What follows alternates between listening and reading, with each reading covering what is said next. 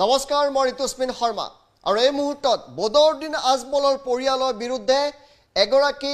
দিব্যাংগ কিশোৰৰ নামত থকা 7 বিঘাকৈ মাটি ভূখণ্ড দখল কৰাৰ অভিযোগ উঠিছে এই মুহূৰ্তত আৰু এই মুহূৰ্তত টাইমিতে লৈ আহিছে সবাতোকৈ ডাঙৰ খবৰটো যে বদৰুদ্দিন আজমলৰ পুত্ৰই এজন দিব্যাংগ লোকৰ নামত থকা 7 বিঘা মাটি নিজৰ নামত নামজাৰি কৰা বুলি মাতৃয়ে অভিযোগ তুলিছে টাইমেটৰ সন্মুখত আৰু ইয়াকে লৈ চাঞ্চল্যৰ সৃষ্টি হৈছে দিব্যাংগৰ 7 বিঘা ভূমি দখলৰ অভিযোগ উঠিছে আজমল পৰিয়ালৰ বিৰুদ্ধে নিজৰ নামত 7 বিঘা মাটি নামজাৰি কৰাৰ বিস্ফোৰক অভিযোগ তুলিছে মাতৃয়ে গুৱাহাটীৰ সমীপৰ আমচিঙৰ 7 বিঘা ভূমি হেৰুৱাইছে এটা নিথৰুৱা পৰিয়ালে দিব্যাংগ পুত্ৰক লৈ গুৱাহাটীত ধীৰেনপাৰা পাইছেহি মাতৃগৰাকী দিব্যাংগৰ 7 বিঘা ভূমি দখলৰ অভিযোগ আজমলৰ পৰিয়ালৰ বিৰুদ্ধে আৰু এইটোৱে সেই পৰিয়ালটো এওঁলোকৰ নামত মুঠতে 10 বিঘা মাটি আছিল তাৰে 7 বিঘা মাটি বদৰুদ্দিন আজমলৰ পুত্ৰৰ নামত হঠাৎ নামজাৰি হৈ গৈছে নিজৰ নামত থকা ভূখণ্ড বদৰুদ্দিন আজমলৰ পুত্ৰৰ নামত নামজাৰি হোৱাক লৈ এওঁলোকে আদালতৰ কাষ চাপিছে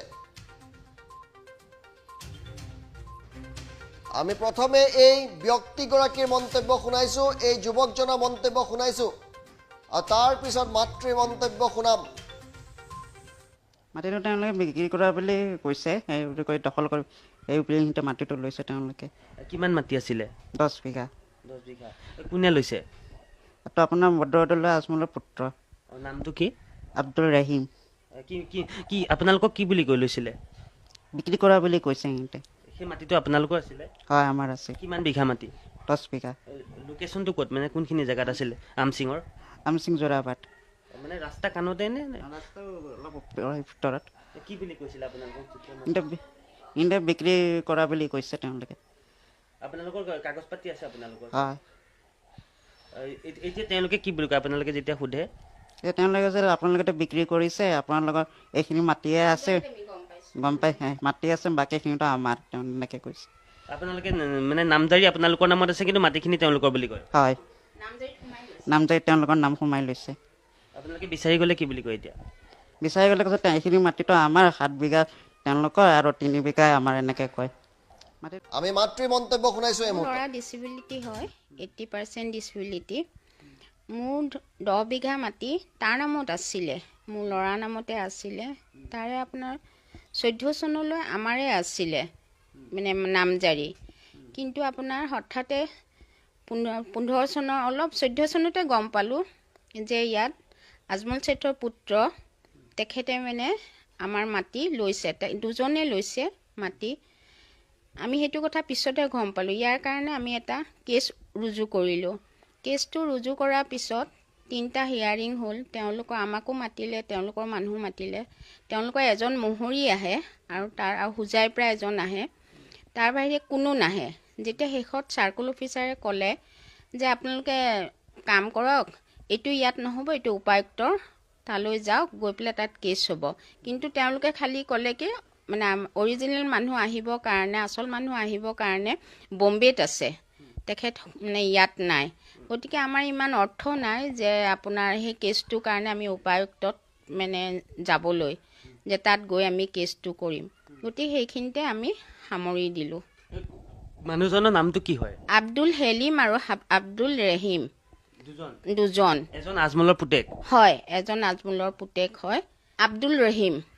পিতা আজমল বদৰুদ্দিন আজমল পুনৰ ভূমাফিয়াৰ ৰূপত আজমল বাহিনী এইবাৰ আদিবাসী লোকৰ মাটিত চকু আজমলৰ লকডাউন ভংগ কৰি দখল কৰিলে আদিবাসী লোকৰ কোটিটকীয়া ভূমি এন্ধাৰৰ সুযোগ লৈ নিশা 12 বজাতে দখল কোটিটকীয়া ভূমি হয় এফালে দেশজোৰা চলিছে লকডাউন আনফালে এন্ধাৰৰ সুযোগ লৈ আজমল বাহিনীৰ ভূমি দখল এইবাৰ ঘটনা হুজাই জিলাৰ দবকাৰ ওচৰৰ সকনজুৰিতে আছে আজমল ফাউণ্ডেশ্যনৰ এটি প্ৰতিষ্ঠান আৰু এই স্থানতে মাওৰা শিশুক আশ্ৰয় দিবলৈ আজমলে খুলিছে এতিমখানা কিন্তু এফালে যদি গৃহহীন প্ৰীতিহীন শিশুক আশ্ৰয় দিয়াৰ প্ৰচেষ্টা, আনফালে আদিবাসী লোকক ঘৰৰ পৰা বেঘৰ কৰি ভূমি দখলৰ প্ৰচেষ্টা। উল্লেখ্য যে দবকাৰ খকুনজুৰি গাঁৱত আজমল ফাউণ্ডেশ্যনে স্থাপন কৰা প্ৰতিষ্ঠানটোৰ পৰিধি ডাঙৰ কৰিবলৈ প্ৰয়োজন হৈছে অধিক ভূমি। সেয়েহে কাষতে থকা পানিকা ভাতৃত্বক্ৰমে সুকৃত পানিকা, অমৃত পানিকা, অৰ্জুন পানিকা নামৰ আদিবাসী লোক 3জনৰ মাটিখিনি ক্ৰয় কৰিব বিচাৰে।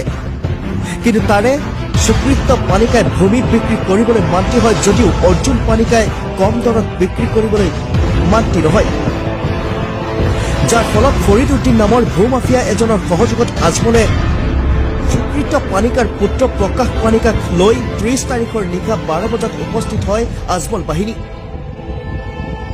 লকডাউনৰ নিয়ম উলংঘা কৰি নিশা 12 বজাতে প্ৰায় 50জনমান লোকক লৈ অস্ত্ৰ শস্ত্ৰৰে সজ্জিত হৈ ফৰিদ উদ্দিনে দখল কৰে অৰ্জুন পানিকাৰ 2 বিঘা মাটি। প্ৰায় 70 লাখৰ পৰা 1 কোটি টকা পৰ্যন্ত মূল্যৰ মাটিখিনি নিশাৰ ভিতৰতে দখল কৰি ঘৰ দুৱাৰ সাজে আজমল বাহিনীৰ ভূমাফিয়া ফৰিদ উদ্দিনে।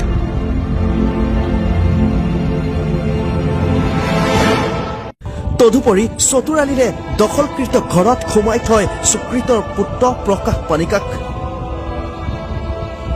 ইফালে আজমল বাহিনীয়ে এনেদৰে এজন দাগী ভূমাফিয়াৰ সহযোগত সহজ সৰল আদিবাসী লোকৰ মাটি দখল কৰা কাৰ্যত দবকাত তীব্ৰ প্ৰতিক্ৰিয়াৰ সৃষ্টি হৈছে।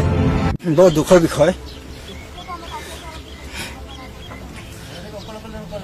জংঘল ভাঙি এটা মাটি চাওঁ, আমাৰ এইটো পূৰ্বপুৰুষৰ সম্পত্তি। পিছে আমি ভাই মাক দুটা মৰি যোৱাৰ পিছত আমাৰ একটু বিশৃংখলা নহবৰ কাৰণে ৰাইজ গোটাই গাঁওবুঢ়া দুটা গাঁওবুঢ়া আহি বৰ ধুনীয়াকৈ বিচাৰ কৰি আমাক পাৰ্টিশ্যন যাই দিলে। আমাৰ ভিতৰত কোনো কেছ কাল নাই। এই মাটিটোত মই ভোগ দখল কৰি পূৰ্ববাৰ খাই আছো, কিন্তু যোৱা 29 তাৰিখে ৰাতি 12:10 ভিতৰত গোটেই কমচে কম 60-70জন মানুহ বন্দুক বা জাঠি লাঠি লৈ একেবাৰে গোটেই পথাৰটো ভৰ্তি ৰাতি। পিছত মই তাৰ পৰা গম পাই 5 বেটেৰীয়া লাইট এটাৰ পৰা আনি পেলাই মই টৰ্চ মাৰি চাওঁ, মানুহে দেখা পাওঁ। মোৰ তো ভয় হৈ গ'ল, মোক ধমকি দি আছে কোনোবা আহিলে চালে কাটি পেলাম তহঁতক। ইয়াৰ পিছত মই লগে লগে ওচি ছাৰক মই ফোন কৰোঁ যে ছাৰ, মোৰ পথাৰৰ মাজত মোৰ ম্যাদী পট্টা দখলীয়ভুক্ত মাটিত আজি ইমান ৰাতিৰ ভিতৰত কোনোবাই এতিয়া দখল কৰি বিচাৰিছে, গতিকে কাইণ্ডলি আহি পেলাই মোক এটা সহায় কৰক। কিন্তু ওচি ছাৰে মোক ক'লে যেতিয়া আমি ইমান ৰাতি হৈছে আমি এতিয়া যাব নোৱাৰো, ৰাতিপুৱা তোমালোকে আহিবা।